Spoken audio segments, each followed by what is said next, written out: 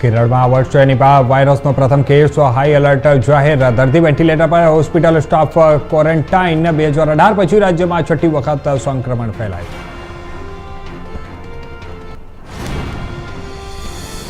હૈદરાબાદમાં મુખ્યમંત્રી રેવંત રેડ્ડીની ઉપસ્થિતિમાં ફ્યુચર સિટી ડેવલપમેન્ટ ઓથોરિટીના નવા ઓફિસ બિલ્ડિંગનું લોકાર્પણ કરવામાં આવ્યું.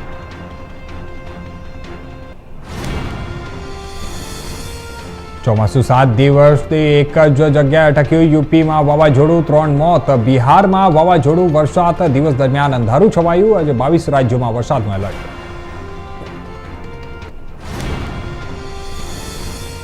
દિલ્હીમાં સિંગર ગુરુ રંધાવાના જીમ પર ફાયરિંગ. લોરેન્સ ગેંગે જવાબદારી લીધી. લખ્યું, સમજાવ્યું હતું કે સલમાનથી દૂર રહે, તે અમારું દુશ્મન છે.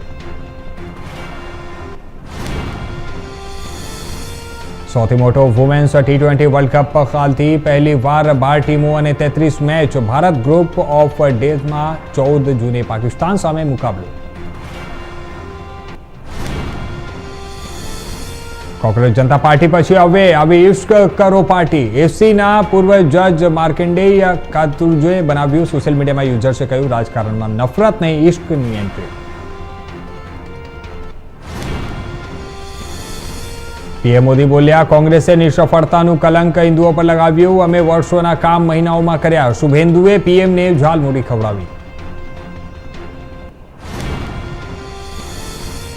પીઓકેમાં પાકિસ્તાની સેનાનું હેલિકોપ્ટર ક્રેશ. 21 સુરક્ષાકર્મીઓના મોત થયાના સમાચાર. દાવો, પ્રદર્શન રોકવા માટે જઈ રહ્યા હતા સૈનિક.